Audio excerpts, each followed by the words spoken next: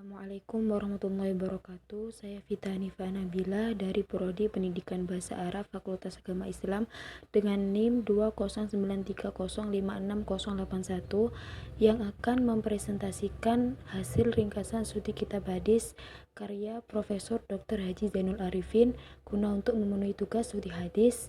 Dosen pengampu Dr. Ita Hamania Kusumawati SS MSI MA. Yang kedua adalah pengertian sunnah. Sunnah secara etimologi berarti ada dua.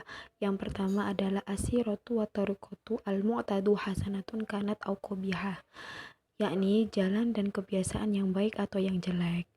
Terus yang kedua adalah at-tariqatu al-mustaqimah, yakni jalan yang lurus atau benar. Dalam hal ini menunjukkan bahwa sunnah itu ada yang baik dan ada yang buruk. Lalu adapun sunnah secara terminologi di kalangan para ulama itu menjadi beberapa pendapat. Ada yang mengartikannya sama dengan hadis dan ada yang membedakannya.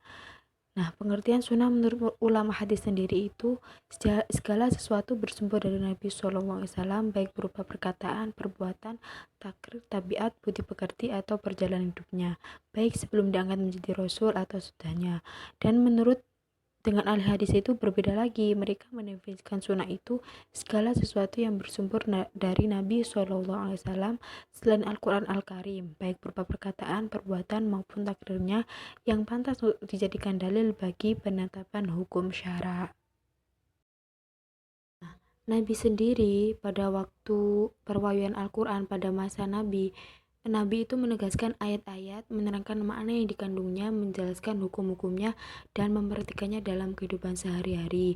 Sehingga Nabi dijuluki sebagai pengajar, hakim, mufti, dan pemimpin sepanjang hidupnya. Pada masa awal Islam menjadikan Dar al-Arqam sebagai pusat sosialisasi dakwah Islam, yang pada masa itu masih secara sembunyi-sembunyi. Terus umat Islam yang dikenal dengan as-sabiqun al-awwalun itu selalu menghadiri majelis yang diasuh oleh Nabi SAW. Untuk apa? Untuk mendengarkan ajaran-ajaran yang dibawanya, juga menghafalkan wahyu-wahyu yang telah diturunkan kepadanya. Kemudian sampai itu kemudian dakwah Islam berkembang luas di kalangan masyarakat Makkah, sehingga pusat kegiatan dakwah Nabi itu dipindahkan ke rumahnya sendiri.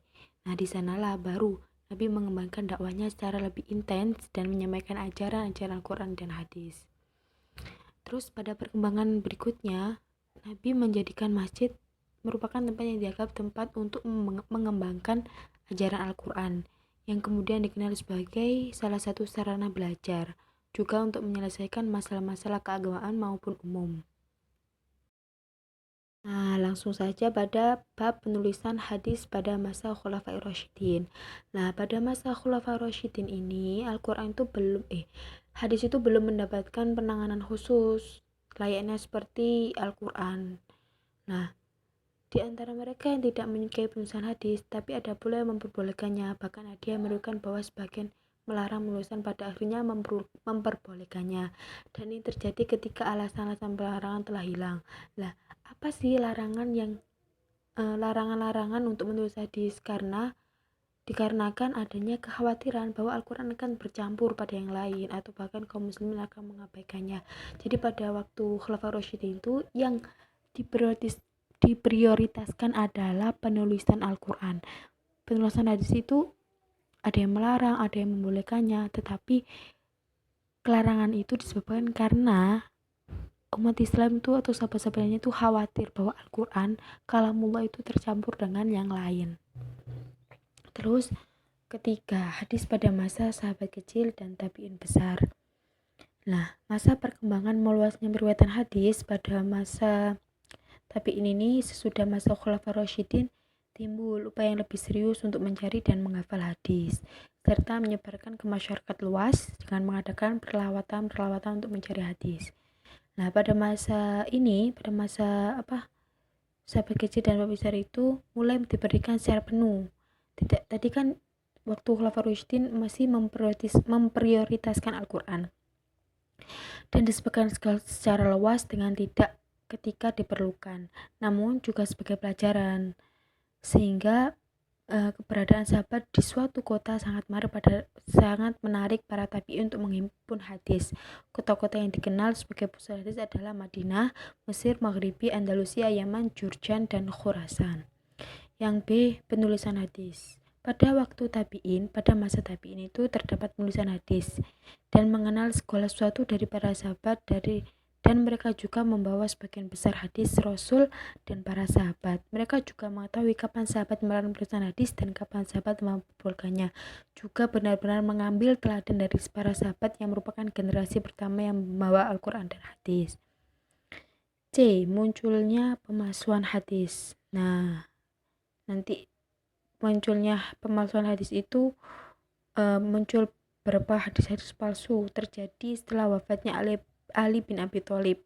Ketika itu umat Islam terpecah menjadi 3 golongan, yaitu golongan Syiah yang pendukung Ali bin Abi Thalib, golongan Khawarij menentang Ali, dan Muawiyah golongan Jamaah yang tidak mendukung kedua golongan di atas. Nah, pada penyampaian dakwah waktu di masjid itu tidak disampaikan dan tidak dibatasi waktu atau tempat. Bahkan pada perjalanan Nabi sering memberikan fatwa-fatwa tertentu dalam satu masalah. Selain itu juga sering melakukan halaqah di berbagai tempat yang dihadiri banyak sahabat. Terus yang B, cara-cara sahabat memperoleh hadis. Banyak sekali, yaitu dapat dikemukakan sebagai berikut. 1. Para sahabat memperoleh hadis dengan mengikuti majelis-majelis Nabi. Jadi pada waktu itu sahabat-sahabat umat Islam selalu mengikuti majelis yang diasuh oleh Nabi, yaitu banyak sekali manfaat bagi umat Islam, memberikan banyak waktu khusus pengajaran kepada para sahabat seperti pada waktu khutbah Jumat, memperingati hari raya setelah sholat berjamaah, dan waktu lain yang tidak ditentukan sesuai dengan kondisi yang dikehendaki. Para sahabat juga sangat berantusias sekali menghadiri majelis-majelis yang diselenggarakan oleh Nabi.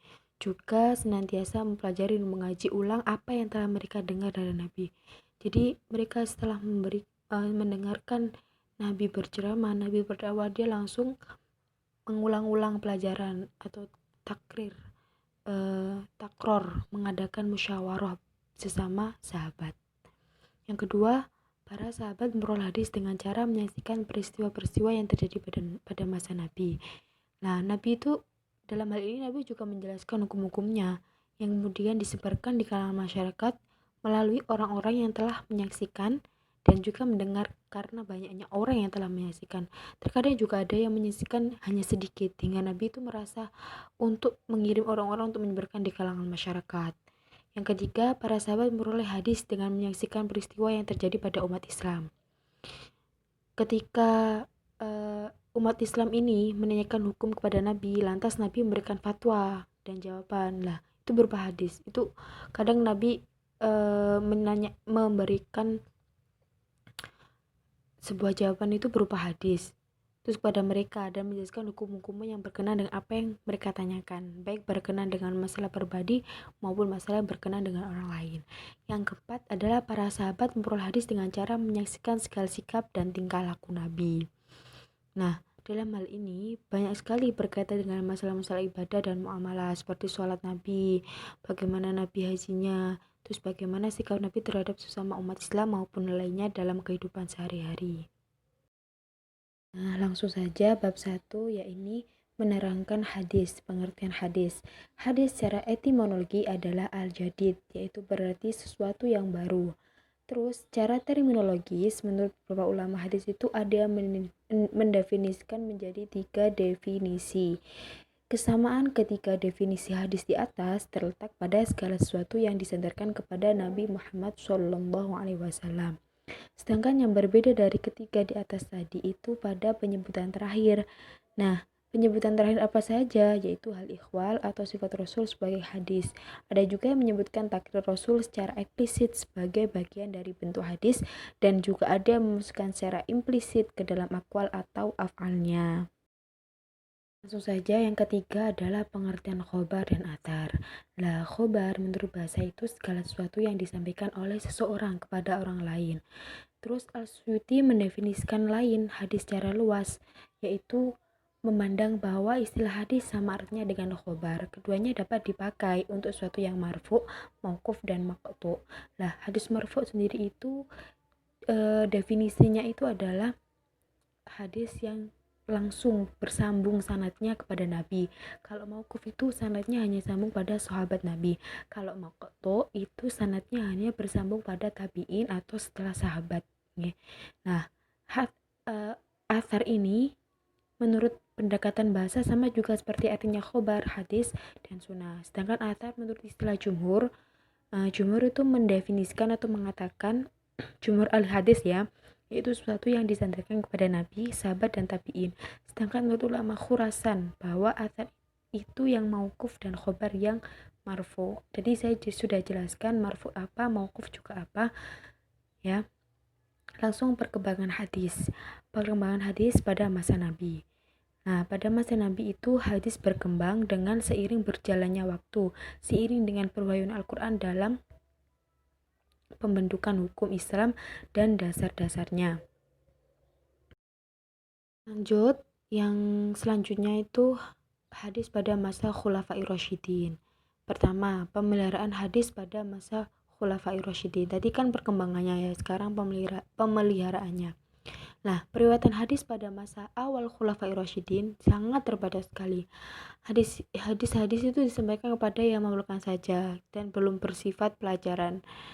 Nah, perkembangan dan memperbanyak periwayatannya mula-mula terjadi sesudah masa Abu Bakar dan Umar, yaitu pada masa Khalifah Utsman bin Affan dan Ali bin Abi Thalib. Karena hal itu dapat dimaklumi karena Abu Bakar dan Umar lebih mengarahkan mereka untuk berhati dalam menerima riwayat. Sedang pada masa Utsman yang mana ia membebaskan para sahabat untuk keluar dari Madinah. Jadi waktu pada Utsman itu Utsman membebaskan sahabat-sahabat untuk mencari atau mengumpulkan hadis sampai keluar Madinah. Maka pencarian itu dilakukan walaupun relatif sedikit, terutama oleh para sahabat kecil. Kemudian cara sahabat dalam menjaga hadis. Tadi itu cara sahabat memperoleh hadis. Ini menjaga ya.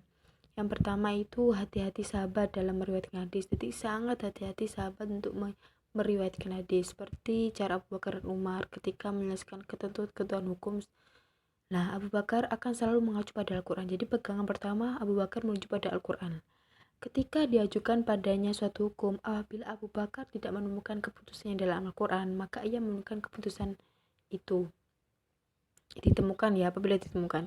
Tapi kalau jika tidak ditemukan, maka ia akan bertanya pada sahabat. Karena hadis pada waktu itu tidak tertulis, belum tertulis ya. Menanyakan pada sahabat mengenai sikap Rasul akan hal itu. Apakah mereka pernah mengetahui Rasul pernah berbuat seperti itu atau memutuskan begini. Nah, apabila tidak ditemukan dalam hadis, maka ia mengumpulkan para besar untuk diajak bermusyawarah. Nah, seperti keadaan sekarang itu diadakan syawir, maka dari itu Abu Bakar tidak pernah menentukan atau memutuskan sendiri. Mesti beliau selalu mengajak bermusyawarah pada para sahabat-sahabat lainnya. Itu termasuk kehati-hatian sahabat dalam meriwayatkan hadis. Yang kedua yaitu kecermatan sahabat dalam menerima riwayat. Jadi pada waktu akan menerima riwayat, Abu Bakar dan Umar itu dan Ali tidak langsung menerima, tapi ada yang mengatakan bahwa dalam beberapa riwayat ada mengatakan bahwa Abu Bakar dan Umar itu tidak menerima hadis jika tidak disaksikan kebenarannya oleh orang lain. Sedangkan Ali tidak menerima hadis sebelum yang meriwayatkan itu disumpah. Tapi di samping itu ada riwayat lain yang meriwayatkan bahwa mereka bertiga menerima hadis dengan riwayatan perseorangan, tidak merupakan seorang saksi atau disumpah. Dalam hal ini meminta seorang saksi atau bersumpah kepada perawi, bukanlah suatu keharusan. Jadi ada yang meriwayatkan lain bahwa Abu Bakar dan Umar itu tidak harus atau tidak usah menunggu ada saksi atau penyumpah, tetapi hanya merupakan cara untuk meyakinkan dalam penerimaan berita itu. Jadi perlu ada yang meyakinkan saja, tidak perlu saksi atau yang bersumpah begitu. Berapa golongan tersebut itu adanya didorong akan adanya keperluan dan kepentingan golongannya masing-masing. Nah, mereka itu sama mendatangkan keterangan dan hujah untuk mendukungnya. Pada mula mereka mencari ayat Al-Quran dan hadis yang dapat dijadikan hujah. Nah, apabila tidak menemukannya, mereka menakwil ayat Al-Quran dan menafsir hadis sesuai dengan golongannya. Langkah terakhir, apabila mereka tidak mendapatkan dari keduanya, maka mereka memasukkan hadis. Yang memulai melakukan pekerjaan memasukkan hadis ini adalah dari golongan Syiah. Begitu.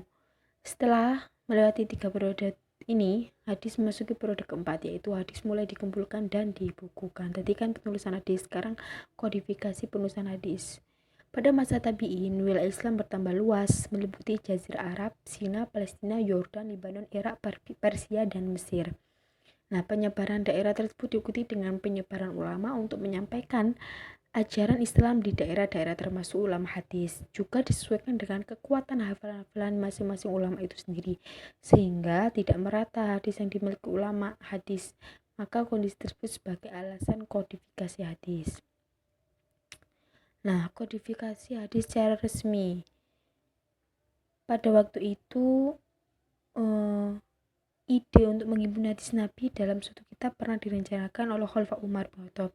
Tetapi setelah 2 bulan meminta petunjuk dari Allah, beliau atau sahabat Umar itu mengurungkan niatnya.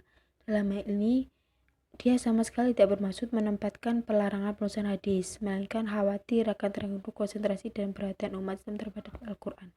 Jadi pada waktu Khulafaur Rasyidin tadi kan tidak ada yang memperhatikan hadis, cuma memperhatikan Quran, cuma alasannya seperti itu, takut khawatir terganggu konsentrasi dan perhatian umat Islam terhadap Al-Quran. Nah, hingga tiba pada Mesir, gubernur Mesir yaitu Abdul Aziz bin Marwan bin Al-Hakam pernah mengirim surat kepada Kasir ibnu Murrah Al-Hadraman, seorang tabi'in dari kota Hims, isi suratnya yaitu agar menulis dan menghimpun hadis Nabi. Maka dengan adanya surat perintah Gubernur Abdul Aziz bin Marwan itu, menurut Muhammad Al-Ajid Al-Khatib merupakan pertanda dari kodifikasi hadis Nabi secara resmi. Namun, penulisan pada zaman Abdul Aziz oleh para ulama tidak dianggap dari kodifikasi secara resmi, karena pada itu penulisan hadis bersifat lokal. Selanjutnya, usaha kodifikasi ini betul-betul dilaksanakan secara tertib oleh kekuasaan pemerintah Bani Umayyah atas perintah Khalifah Umar bin Abdul Aziz yang terkenal arif dan bijaksana. Banyak memiliki sifat-sifat neneknya, Umar bin Khattab, yaitu Umar bin Khattab. Nah, di samping mendorong para ahli menulisnya, ia juga menulis sebagian hadis sendiri. Dengan demikian, usaha-usaha pembukaan hadis Nabi di atas populer dengan kodifikasi hadis Nabi secara resmi. Berarti resminya itu pada waktu Khalifah Umar bin Abdul Aziz, yaitu pemerintah dari Bani Umayyah.